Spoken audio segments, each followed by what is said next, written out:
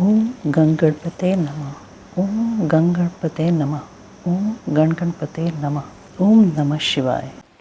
देवी के द्वारा दुर्गासुर का वध तथा उनके दुर्गा, शताक्षी, शाकंभरी और भ्रामरी आदि नाम पड़ने का कारण। मुनियों ने कहा, महाप्राज्ञा सूत जी, हम सब लोग प्रतिदिन दुर्गा जी का चरित्र सुनना चाहते हैं, अतः आप और किसी अद्भुत लीला तत्व का हमारे समक्ष वर्णन कीजिए। सर्वशिरोमणि सूत, आपके मुखारविंद से नाना प्रकार की सुधा सदृश मधुर कथाएं सुनते सुनते हमारा मन कभी तृप्त नहीं होता। सूत जी बोले, मुनियों, दुर्गम नाम से विख्यात एक असुर था जो रुरु का महाबलवान पुत्र था। उसने ब्रह्मा जी के वरदान से चारों वेदों को अपने हाथ में कर लिया था तथा देवताओं के लिए अजय बल पाकर उसने भूतल पर बहुत से ऐसे उत्पात किए जिन्हें सुनकर देवलोक में देवता भी कंपित हो उठे। वेदों के अदृश्य हो जाने पर सारी वैदिक क्रिया नष्ट हो चली। उस समय ब्राह्मण और देवता भी दुराचारी हो गए। न कहीं दान होता था, न अत्यंत उग्र तप किया जाता था, न यज्ञ होता था और न होम ही किया जाता था। इसका परिणाम यह हुआ कि पृथ्वी पर 100 वर्षों तक के लिए वर्षा बंद हो गई। तीनों लोकों में हाहाकार मच गया। सब लोग दुखी हो गए। सबको भूख प्यास का महान कष्ट सताने लगा। कुआं, बावड़ी, सरोवर, सरिताएं और समुद्र भी जल से रहित हो गए। समस्त वृक्ष और लताएं भी सूख गईं। इससे समस्त प्रजाओं के चित्त में बड़ी दीनता आ गई। उनके महान दुख को देखकर सब देवता महेश्वरी योग माया की शरण में गए। देवताओं ने कहा, महामाये, अपनी सारी प्रजा की रक्षा करो। अपने क्रोध को रोको, अन्यथा सब लोग निश्चय ही नष्ट हो जाएंगे। कृपा सिंधु, दीन बंधु, जैसे शुंभ नामक दैत्य, महाबली निशुंभ, धूम्राक्ष, चंडमुंड, महान शक्तिशाली रक्तबीज, मधुकैटभ तथा महिषासुर का तुमने वध किया था, उसी प्रकार इस दुर्गमासुर का शीघ्र ही संहार करो। बालकों से पग पग पर अपराध बनता ही रहता है। केवल माता के सिवा संसार में दूसरा कौन है जो उस अपराध को सहन करता हो। देवताओं और ब्राह्मणों पर जब जब दुख आता है तब तब शीघ्र ही अवतार लेकर तुम सब लोगों को सुखी बनाती हो। देवताओं की यह व्याकुल प्रार्थना सुनकर कृपामयी देवी ने उस समय अपने अनंत नेत्रों से युक्त रूप का दर्शन कराया। उनका मुखारविंद प्रसन्नता से खिला हुआ था और वे अपने चारों हाथों में क्रमशः धनुष, बाण, कमल तथा नाना प्रकार के फलमूल लिए हुए थीं। उस समय प्रजाजनों को कष्ट उठाते देख उनके सभी नेत्रों में करुणा के आंसू छलक आए। वे व्याकुल होकर लगातार 9 दिन और 9 रात्र रोती रहीं। उन्होंने अपने नेत्रों से अश्रु जल की सहस्रों धाराएं प्रवाहित कीं। उन धाराओं से सब लोग तृप्त हो गए और समस्त औषधियाँ भी सिंच गईं। सरिताओं और समुद्रों में अगाध जल भर गया। पृथ्वी पर साग और फल मूल के अंकुर उत्पन्न होने लगे। देवी शुद्ध हृदय वाले महात्मा पुरुषों को अपने हाथ में रखे हुए फल बांटने लगी। उन्होंने गऊओं के लिए सुंदर घास और दूसरे प्राणियों के लिए यथा योग्य भोजन प्रस्तुत किए। देवता, ब्राह्मण और मनुष्यों सहित संपूर्ण प्राणी संतुष्ट हो गए। तब देवी ने देवताओं से पूछा, तुम्हारा और कौन सा कार्य सिद्ध करूं? उस समय सब देवता एकत्र होकर बोले, देवी, आपने सब लोगों को संतुष्ट कर दिया। अब कृपा करके दुर्गासुर के द्वारा अपहृत हुए वेद लाकर हमें दीजिए। तब देवी ने तथास्तु कहकर कहा, देवताओं, अपने घर को जाओ, मैं शीघ्र ही संपूर्ण वेद लाकर तुम्हें अर्पित करूंगी। यह सुनकर सब देवता बड़े प्रसन्न हुए। वे प्रफुल्ल नीलकमल के समान नेत्रों वाली जगदम्बा को भली भांति प्रणाम करके अपने अपने धाम को चले गए। फिर तो स्वर्ग, अंतरिक्ष और पृथ्वी पर बड़ा भारी कोलाहल मच गया। उसे सुनकर उस भयानक दैत्य ने चारों ओर से देवपुरी को घेर लिया। तब शिवा देवताओं की रक्षा के लिए चारों ओर से तेजोमय मंडल का निर्माण करके स्वयं उस घेरे से बाहर आ गईं। फिर तो देवी और दैत्य दोनों में घोर युद्ध आरंभ हो गया। सम्रांगण में दोनों ओर से कवच को छिन्न भिन्न कर देने वाले तीखे बाणों की वर्षा होने लगी। इसी बीच में देवी के शरीर से सुंदर रूप वाली काली, तारा, छिन्नमस्ता, श्रीविद्या, भुवनेश्वरी, भैरवी, बगला, धूम्रा, श्रीमती त्रिपुर सुंदरी और मातंगी, ये 10 महाविद्याएं अस्त्र शस्त्र लिए निकलीं। तत्पश्चात दिव्य मूर्ति वाली असंख्य मातृकाएं प्रकट हुईं। उन सब ने अपने मस्तक पर चंद्रमा का मुकुट धारण कर रखा था और वे सब की सब विद्युत के समान दीप्तिमती दिखाई देती थी। इसके बाद उन मातृगणों के साथ दैत्यों का भयंकर युद्ध आरंभ हुआ।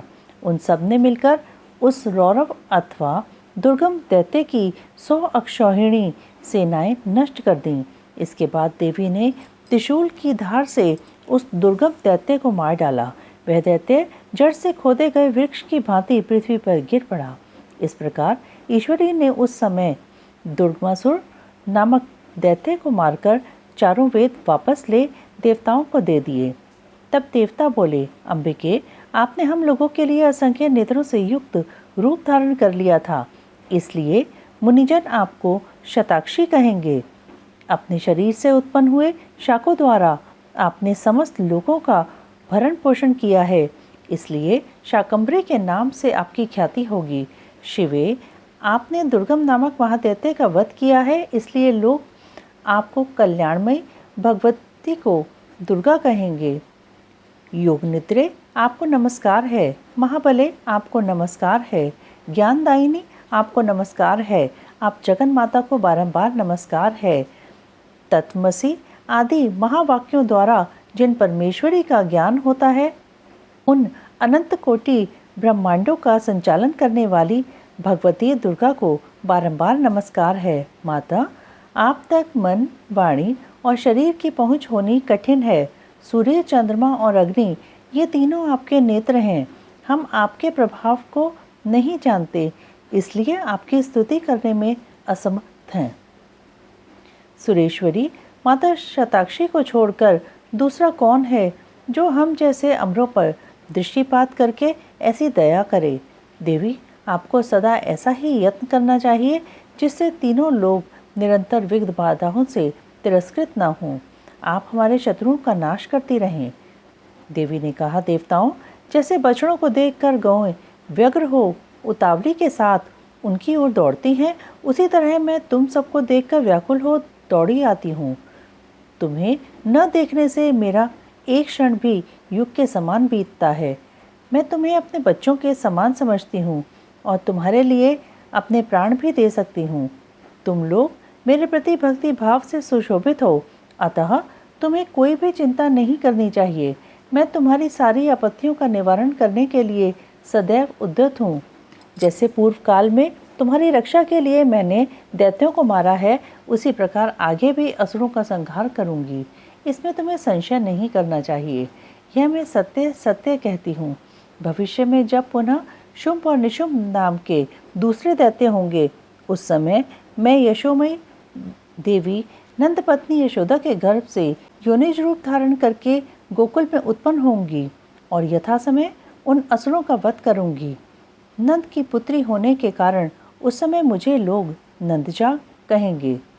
जब मैं भ्रमर का रूप धारण करके अरुण नामक असुर का वध करूंगी, तब संसार में मनुष्य मुझे भ्रामरी कहेंगे। फिर मैं भीम रूप धारण करके राक्षसों को खाने लगूंगी। उस समय मेरा भीमा देवी नाम प्रसिद्ध होगा। जब जब पृथ्वी पर असुरों की ओर से बाधा उत्पन्न होगी, तब तब मैं अवतार लेकर प्रजाजनों का कल्याण करूंगी, इसमें संशय नहीं है। जो देवी शताक्षी कही गई हैं, वे ही शाकंभरी मानी गई हैं तथा उन्हीं को दुर्गा कहा गया है। तीनों नामों द्वारा एक ही व्यक्ति का प्रतिपादन होता है। इस पृथ्वी पर महेश्वरी शताक्षी के समान दूसरा कोई दयालु देवता नहीं है, क्योंकि वे देवी समस्त प्रजाओं को संतप्त देख 9 दिनों तक रोती रह गई थीं। देवी के क्रिया योग का वर्णन, देवी की मूर्ति एवं मंदिर के निर्माण, स्थापन और पूजन का महत्व, पराम्बा की श्रेष्ठता, विभिन्न मासों और तिथियों में देवी के व्रत, उत्सव और पूजन आदि के फल तथा इस संहिता के श्रवण एवं पाठ की महिमा। व्यास जी बोले, महामते, ब्रह्मपुत्र सर्वज्ञ सनत कुमार, मैं उमा के परम अद्भुत क्रिया योग का वर्णन सुनना चाहता हूँ। उस क्रिया योग का लक्षण क्या है, उसका अनुष्ठान करने पर किस फल की प्राप्ति होती है तथा जो पराम्बा उमा को अधिक प्रिय है वह क्रिया योग क्या है, ये सब बातें मुझे बताइए। सनत कुमार जी ने कहा, महाबुद्धिमान द्वैपायन, तुम जिस रहस्य की बात पूछ रहे हो वह सब मैं बताता हूँ, ध्यान देकर सुनो। ज्ञान योग, क्रिया योग, भक्ति योग, ये श्री माता की उपासना के 3 मार्ग कहे गए हैं जो भोग और मोक्ष देने वाले हैं। चित्त का जो आत्मा के साथ संयोग होता है उसका नाम ज्ञान योग है। उसका बाहम वस्तुओं के साथ जो संयोग होता है उसे क्रिया योग कहते हैं। देवी के साथ आत्मा की एकता की भावना को भक्ति योग माना गया है। तीनों योगों में जो क्रिया योग है उसका प्रतिपादन किया जाता है। कर्म से भक्ति उत्पन्न होती है, भक्ति से ज्ञान होता है और ज्ञान से मुक्ति होती है, ऐसा शास्त्रों में निश्चय किया गया है। मुनिश्रेष्ठ, मोक्ष का प्रधान कारण योग है, परंतु योग के ध्येय का उत्तम साधन क्रिया योग है।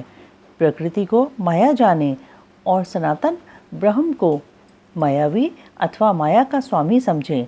उन दोनों के स्वरूप को एक दूसरे से अभिन्न जानकर मनुष्य संसार बंधन से मुक्त हो जाता है। काली नंदन, जो मनुष्य देवी के लिए पत्थर, लकड़ी अथवा मिट्टी का मंदिर बनाता है उसके पुण्य फल का वर्णन सुनो। प्रतिदिन योग के द्वारा आराधना करने वाले को जिस महान फल की प्राप्ति होती है वह सारा फल उस पुरुष को मिल जाता है जो देवी के लिए मंदिर बनवाता है। श्री माता का मंदिर बनवाने वाला धर्मात्मा पुरुष अपनी पहले बीती हुई तथा आगे आने वाली हजार पीढ़ियों का उद्धार कर देता है। करोड़ों जन्मों में किए हुए थोड़े या बहुत जो पाप शेष रहते हैं वे श्री माता के मंदिर का निर्माण आरंभ करते ही क्षण भर में नष्ट हो जाते हैं। जैसे नदियों में गंगा, संपूर्ण नंदों में शोरभद्र, क्षमा में पृथ्वी, गहराई में समुद्र और समस्त ग्रहों में सूर्य देव का विशिष्ट स्थान है, उसी प्रकार समस्त देवताओं में श्रीपरा अम्बा श्रेष्ठ मानी गई हैं। वे समस्त देवताओं में मुख्य हैं। जो उनके लिए मंदिर बनवाता है वह जन जन में प्रतिष्ठा पाता है। काशी, कुरुक्षेत्र, प्रयाग, पुष्कर, गंगा सागर तट, नैमिषारण्य, अमरकंटक पर्वत, परम पुण्यमय श्री पर्वत, ज्ञान पर्वत, गोकर्ण, मथुरा, अयोध्या और द्वारका इत्यादि पुण्य प्रदेशों में अथवा जिस किसी भी स्थान में माता का मंदिर बनवाने वाला मनुष्य संसार बंधन से मुक्त हो जाता है। मंदिर में ईंटों का जोड़ जब तक या जितने वर्ष तक रहता है उतने हजार वर्षों तक वह पुरुष मणिद्वीप में प्रतिष्ठित होता है। जो समस्त शुभ लक्षणों से संपन्न उमा की प्रतिमा बनवाता है वह निर्भय होकर अवश्य उनके परम धाम में जाता है। शुभ ऋतु, शुभ ग्रह और शुभ नक्षत्र में देवी की मूर्ति की स्थापना करके योग माया के प्रसाद से मनुष्य कृतकृत्य हो जाता है। कल्प के आरंभ से लेकर अंत तक कुल में जितनी पीढ़ियां बीत गई हैं और जितनी आने वाली हैं उन सबको मनुष्य सुंदर देवी मूर्ति की स्थापना करके तार देता है। जो केवल जगधोनी परा अम्बा की शरण लेते हैं उन्हें मनुष्य नहीं मानना चाहिए। वे साक्षात देवी के गण हैं जो चलते फिरते, सोते जागते अथवा खड़े होते समय उमा इस 2 अक्षर के नाम का उच्चारण करते हैं। वे शिवा के ही गण हैं जो नित्य नैमित्तिक कर्म में पुष्प, धूप और द्वीपों द्वारा देवी परा शिवा का पूजन करते हैं।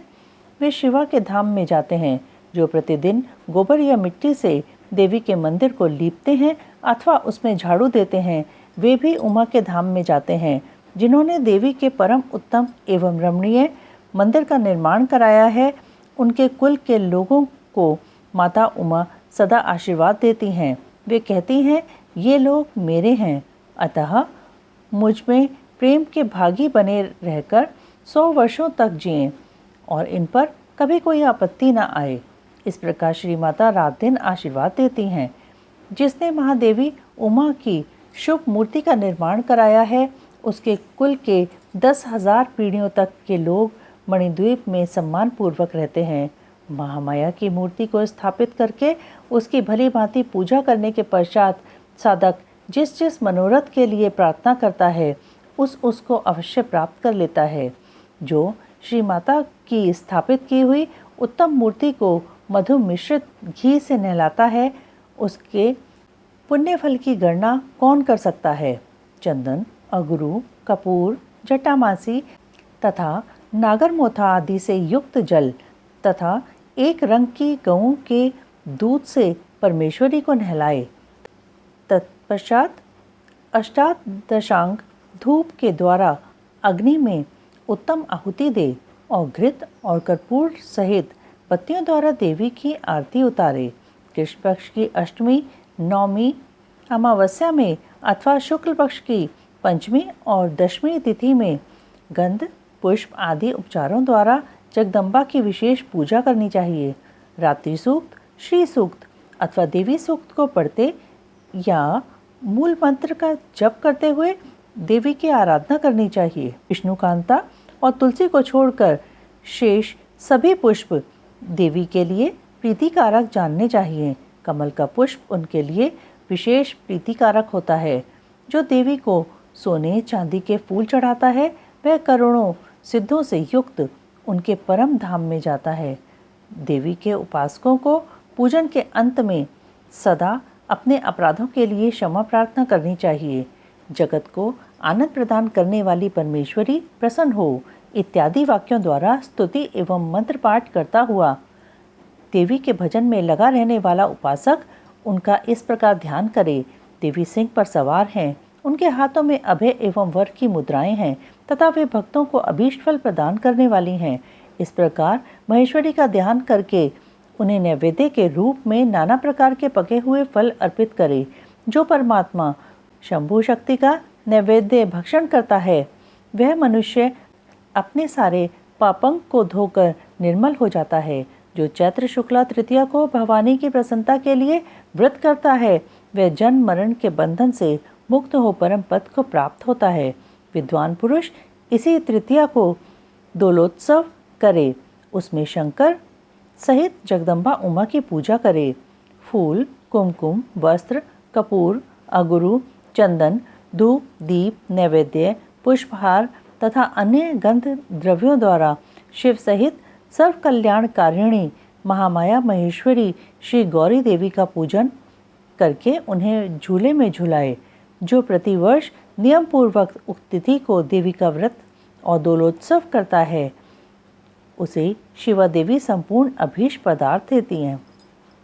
वैशाख मास के शुक्ल पक्ष में जो अक्षय तृतीया तिथि आती है उसमें आलस्य रहित हो जो जगदम्बा का व्रत करता है तथा बेला, मालती, चंपा, जपा, बंदूक और कमल के फूलों से शंकर सहित गौरी देवी का पूजन करता है वह करोड़ों जन्मों में किए गए मानसिक, वाचिक और शारीरिक पापों का नाश करके धर्म, अर्थ, काम और मोक्ष इन चारों पुरुषार्थों को अक्षय रूप से प्राप्त करता है। ज्येष्ठ शुक्ला तृतीया को व्रत करके जो अत्यंत प्रसन्नता के साथ महेश्वरी का पूजन करता है उसके लिए कुछ भी असाध्य नहीं होता। आषाढ़ के शुक्ल पक्ष की तृतीया को अपने वैभव के अनुसार रथोत्सव करे। यह उत्सव देवी को अत्यंत प्रिय है। पृथ्वी को रथ समझे, चंद्रमा और सूर्य को उसके पहिए जाने, वेदों को घोड़े और ब्रह्मा जी को सारथी माने। इस भावना से मणिजटित रथ की कल्पना करके उसे पुष्पमालाओं से सुशोभित करे। फिर उसके भीतर शिवा देवी को विराजमान करे। तत्पश्चात बुद्धिमान पुरुष यह भावना करे कि परा अम्बा उमा देवी संपूर्ण जगत की रक्षा के लिए उसकी देखभाल करने के निमित्त रथ के भीतर बैठी हैं। जब रथ धीरे धीरे चले तब जय जयकार करते हुए प्रार्थना करे, देवी दीन वत्सले, हम आपकी शरण में आए हैं, आप हमारी रक्षा कीजिए। पाही देवी जनान स्मान प्रपन्नान दीन वत्सले। इन वाक्यों द्वारा देवी को संतुष्ट करे और यात्रा के समय नाना प्रकार के बाजे बजवाए। ग्राम या नगर की सीमा के अंत तक रथ को ले जाकर वहां उस रथ पर देवी की पूजा करे और नाना प्रकार के स्तोत्रों से उनकी स्तुति करके फिर उन्हें वहां से अपने घर ले आए। तदंतर सैकड़ों बार प्रणाम करके जगदम्बा से प्रार्थना करे। जो विद्वान इस प्रकार देवी का पूजन व्रत एवं रथोत्सव करता है वह इस लोक में संपूर्ण भोगों का उपभोग करके अंत में देवी के धाम को जाता है। श्रावण और भाद्रपद मास की शुक्ला तृतीया को जो विधि पूर्वक अम्बा का व्रत और पूजन करता है वह इस लोक में पुत्र पौत्र एवं धन आदि से संपन्न होकर सुख भोगता है तथा अंत में सब लोकों से ऊपर विराजमान उमा लोक में जाता है। आश्विन मास के शुक्ल पक्ष में नवरात्र व्रत करना चाहिए। उसके करने पर संपूर्ण कामनाएं सिद्ध हो ही जाती हैं, इसमें संशय नहीं है। इस नवरात्र व्रत के प्रभाव का वर्णन करने में चतुरानन ब्रह्मा, पंचानन महादेव तथा षडानन कार्तिकेय भी समर्थ नहीं हैं, फिर दूसरा कौन समर्थ हो सकता है। मुनिश्रेष्ठ नवरात्र व्रत का अनुष्ठान करके विरत के पुत्र राजा सुरत ने अपने खोए हुए राज्य को प्राप्त कर लिया।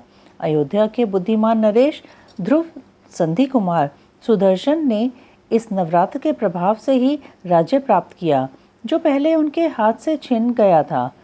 इस व्रतराज का अनुष्ठान और महेश्वरी की आराधना करके समाधि वैश्य संसार बंधन से मुक्त हो मोक्ष के भागी हुए थे। जो मनुष्य आश्विन मास के शुक्ल पक्ष में विधि पूर्वक व्रत करके तृतीया, पंचमी, सप्तमी, अष्टमी, नवमी एवं चतुर्दशी तिथियों को देवी का पूजन करता है, देवी शिवा निरंतर उसके संपूर्ण अभीष्ट मनोरथ की पूर्ति करती रहती हैं। जो कार्तिक, मार्गशीर्ष, पौष, माघ और फाल्गुन मास के शुक्ल पक्ष में तृतीया को व्रत करता तथा लाल कनेर आदि के फूलों एवं सुगंधित धूपों से मंगलमयी देवी की पूजा करता है वह संपूर्ण मंगल को प्राप्त कर लेता है। स्त्रियों को अपने सौभाग्य की प्राप्ति एवं रक्षा के लिए सदा इस महान व्रत का आचरण करना चाहिए तथा पुरुषों को भी विद्या, धन एवं पुत्र की प्राप्ति के लिए इसका अनुष्ठान करना चाहिए। इनके सिवा अन्य भी जो देवी को प्रिय लगने वाले उमा, महेश्वर आदि के व्रत हैं, मुमुक्षु पुरुषों को उनका भक्तिभाव से आचरण करना चाहिए। यह उमा संहिता परम पुण्यमयी तथा शिव भक्ति को बढ़ाने वाली है। इसमें नाना प्रकार के उपाख्यान हैं। यह कल्याणमयी संहिता भोग तथा मोक्ष प्रदान करने वाली है।